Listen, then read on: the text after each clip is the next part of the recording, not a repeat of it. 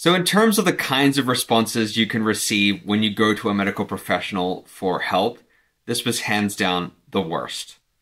Hi, I'm Essie. I'm an autistic and ADHD therapist, and today I want to talk to you about my experience getting diagnosed. So this story is from about 10 years ago. The process might have changed since then. The experience might be different for you. Your mileage will vary. But my experience was something of a roller coaster ride because I encountered ableism straight out of the gate. So in terms of how I arrived at the decision to get diagnosed with autism, I had struggled with autism symptoms from the very first memory I have. I always felt very isolated, like I didn't know how to communicate the same way other people communicated. I didn't know what social expectations were and how to meet them. I had sensory sensitivities. I had dietary things where today it would be classified as ARFID, avoidant restrictive food intake disorder, where I was very picky about what I was eating. I had a lot of discomfort around clothing labels. I always wanted to rip them out. Sensations like that would drive me crazy. I was very sensitive to certain noises, in particular human noises, which I've since learned is called misophonia. So sitting at the dinner table and listening to my family eating was torturous. While some people had floated the idea that I might be autistic multiple times throughout my adulthood, it was missed in my childhood. And after a couple of times, I decided, well, maybe this will explain why I'm struggling so much in life. And I think the thing that stopped me getting my diagnosis was that I didn't fit the profile as I saw it in my head. And this was a stereotype. My idea of what autism was somebody rocking in a corner because they were overstimulated and being minimally verbal, if not, non-speaking. And because I didn't fit this profile, I just assumed that I was different and that other people, that they were the ones who were choosing not to accept me, that they were fault-finding, being judgmental, critical, unnecessarily, and that I was being unfairly targeted. I've since realized, of course, the truth is always somewhere in the middle. There were things that I was doing that were failing to meet social expectations, that were alienating people. And at the same time, I think people can be quite judgmental. People don't ask questions as to why you've said or done a certain thing. They just assume bad intentions, and then they project that on you, and then you become a villain. Once I decided I wanted to get the diagnosis, I started calling multiple psychologist offices and asking for appointments. And for about a solid week, I wasn't getting any callbacks, or they were booked up for months, as tends to be the case. There's high demand for these kinds of services. And one evening, it was about 5:30 p.m., I got a call back, and it was from a psychologist. From the get-go, his attitude seemed kind of gruff or abrupt, like he was feeling really impatient that he had to make this call, that it was an inconvenience for him.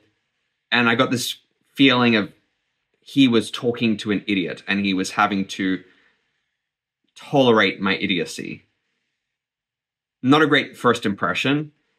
He demanded to know why I wanted to get a diagnosis and listened to my response. But when I say listened, he wasn't really listening. He was just waiting for a pause to insert his opinion. I explained that I'd struggled with it all my life. I wanted to understand why I was struggling. I wanted to get a sense of mastery of the challenges that I had and learn to better deal with them and upskill, I guess. And also be able to communicate to others why I was struggling so that I could, in return, receive a bit more compassion and empathy. After I gave this explanation, the psychologist said, "Have you heard of Huntington's disease?" And immediately I felt my stomach sinking because I was like, this has nothing to do with what we're talking about. And he seems like he's being didactic, like he wants to make a point. I immediately got this sense of that's where the conversation was going. And I said, no, I don't know what Huntington's disease is. And he said, Huntington's disease is a rare neurodegenerative disease.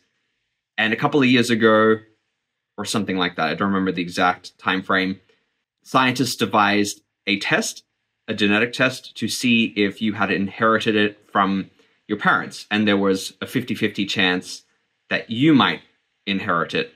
and you could get the answer through this test. And then he posed a question. It seemed more rhetorical than purposeful. And it was, well, question is, do you really want to know? I don't remember his exact phrases, but it was something along these lines. So for context, Huntington's disease is a progressive brain disorder that results in brain cell degeneration, which leads to a loss of mobility, ability to think, to function. And while it isn't fatal in and of itself, people die as a result of secondary complications. The way he was describing it to me, it was like it was a death sentence. And he was drawing a parallel between this condition and autism, obviously completely unrelated conditions.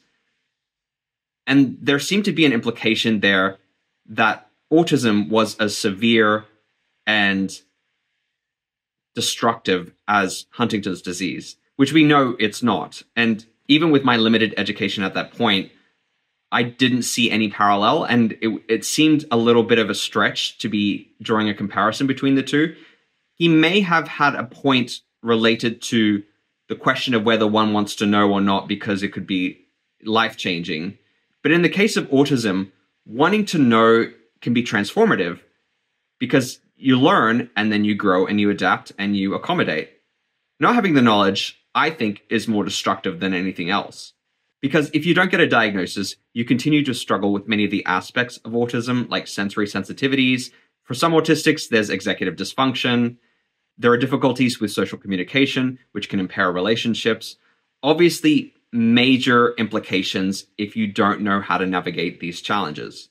So after this psychologist posed the question, he didn't seem very interested in hearing the answer. Up to this point, he seemed very haughty and condescending. I said to him, okay, so how do I schedule an appointment? Because it just seemed rather unprofessional that he was going on this rant with me. I was just calling to schedule an appointment, and he's out here asking an irrelevant question in a very challenging way, which seemed less to provoke thoughts than to challenge my desire to get a diagnosis, which you would think is his prerogative, because that's one of his functions as a psychologist, is to provide diagnoses. When I asked the question about getting an appointment, his response was, well, you can call my secretary and schedule that yourself. And I assumed when I called his office line, I was calling the appropriate number. So I don't know if he was in a bad mood because I'd called his personal business number. I'm not sure. That was the end of the phone call. He hung up, and I thought, what a jerk to be making such an implication. And it seemed like he was trying to deter me. It just seemed ludicrous to me that somebody would respond that way and then expect me to follow that logic. And then I don't know what kind of response he was expecting. Like, oh, thank you so much. I won't get diagnosed now. I don't even know if he thought it through, if he was just trying to be, if he was on a power trip and he was trying to prove that he was somehow more knowledgeable and he understood things in a way that was superior to everybody else's understanding. This is not the kind of attitude you would want from somebody who you were seeking help from, by far. Some people might have been dissuaded by this experience and felt disenchanted or discouraged. And I just thought, you know what? Screw you. I'm going to go ahead and get what I want. You can't deter me from getting what I want. One of the traits of autism is cognitive rigidity, which can lead to stubbornness. And I think this stubbornness can be a major asset when dealing with roadblocks like this. Because I decided then and there, I wasn't going to let one bad apple spoil everything for me. So I kept calling around, and eventually I got an appointment. I went in, I was super nervous because I knew at that point that I was autistic and that I had to get this diagnosis.